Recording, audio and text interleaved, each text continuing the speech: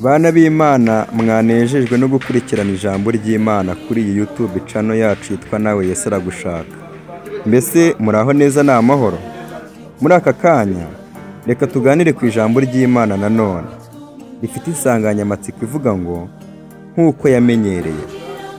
Uwo nta wundi ni umwigisha wacu mukuru, akaba icyitegererezo cyacu Yesu Kristo, ufite ibintu byinshi cyane twamwigiraho: uko yabaye mu isi adakora icyaha, uko yafashaga abababaye, n'ibindi byinshi byiza yakoreye umunyabyaha kugira ngo amukize.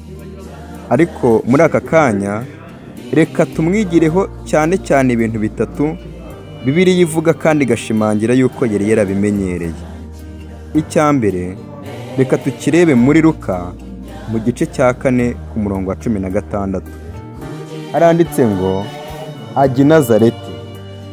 Iyo yarerewe ku munsi w'isabato, yinjira mu isinagogi nk'uko yamenyereye, arahagarara ngo asome. Yesu Kristo yari yaramenyereye kujya mu iteraniro ry'abandi, iteraniro rigizwe n'abantu benshi, kugira ngo aramye Imana. Kandi ibyo ngibyo dushobora kubimwigiraho, kuko umuntu wanditse urwandiko rwandikiwe Abaheburayo mu gice cya 10 ku murongo wa 25 yaranditse ngo twe kwirengagiza guteranira hamwe nk'uko bamwe bajya bagira, ahubwo duhugurane, kandi uko mubonye urya munsi wegera, muba ariko murushaho kugenza mutyo. Icyo ni ikintu cya mbere twakwigira kuri Yesu, ni ugukunda kujya gusenga Imana nk'uko nawe yari yarabimenyereye. Icya kabiri nacyo turagisanga muri Luka mu gice cya 22 ku murongo wa 39. Luka igice cya 22 ku murongo wa 39 haranditse ngo arasohoka ajya ku musozi wa Elayono. Nk'uko yamenyereye, abigishwa be baramukurikira. Agezeyo arababwira ati nimusenge kugira ngo mutajya mu moshya.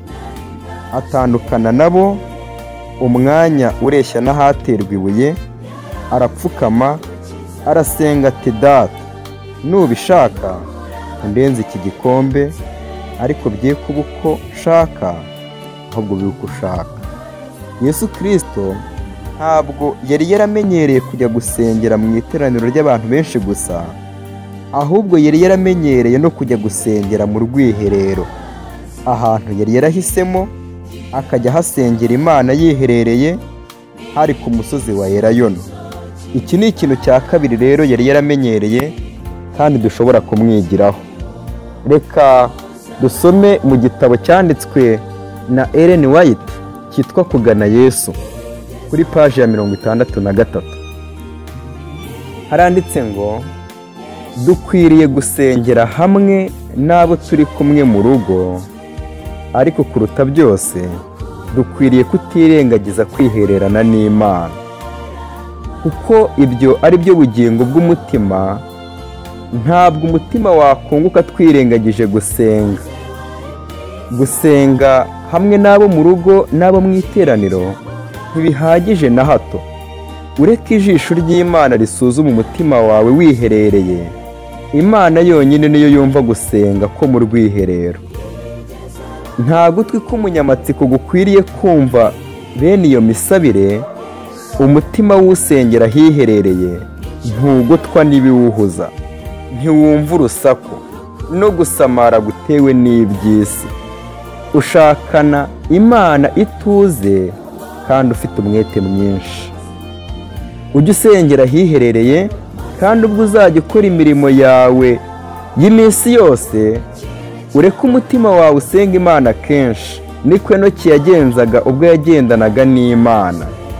Bene iyo misabire yo mu mutima irazamuka imeze nk'umubavu utumbagira, ukagira impumuro nziza imbere y'intebe y'Imana. Ntabwo Satani abasha kunesha umuntu unamba ryo ku Mana. Nta gihe kandi nta hantu, nta kindi cyose cyatuma tudakwiriye gusengera mu mitima yacu. nta cyatubuza kwerekeza imitima yacu ku Mana ngo tuyisenge iyo tubishatse, ari ubwo turi mu ruhame rwa rubanda cyangwa se tujya inama n'abo dukorana.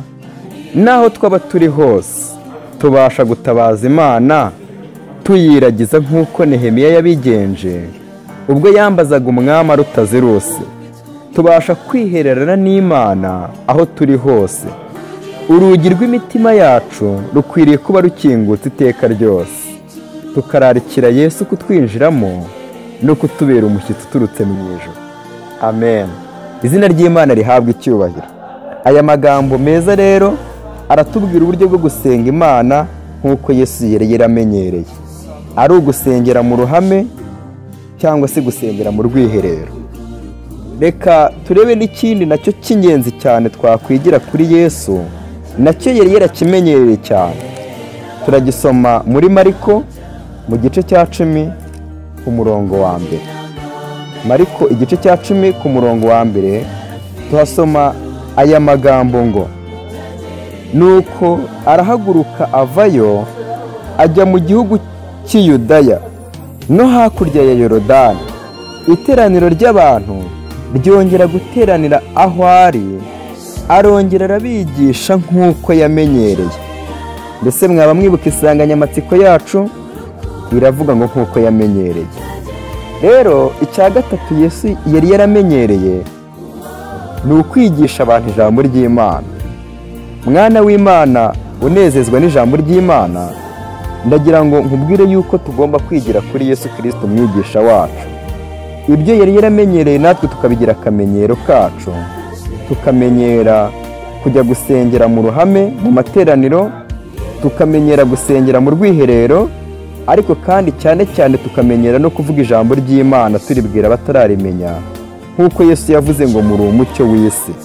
Umudugudu wubatswe ku mpinga y'umusozi ntubasha kwihisha, kandi ati nta bakongeza itabaza ngo baritwikirize intonga, ahubwo barishyira ku gitereko cyaryo kugira ngo rimurikire abari mu nzu bose.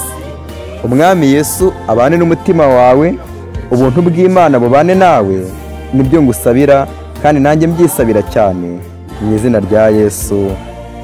Amen. Reka dusenge.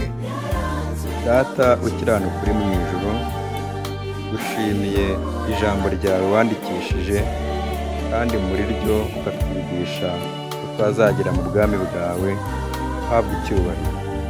Turakwinginze kugira ngo uze kugira akamenyero ibyo nawe wari waramenyereye, tubashishe gukunda kwitabira amateraniro, tubashishe gukunda kugira amasengesho yo mu rwiherero, kandi cyane cyane tubashishe gukunda kwigisha ijambo ryawe batararimenya. Duhe gukunda kogeza amagambo yawe, tuyabwira abatayazi. Ibyo tugusabye twizeye mu izina rya Yesu. Amen.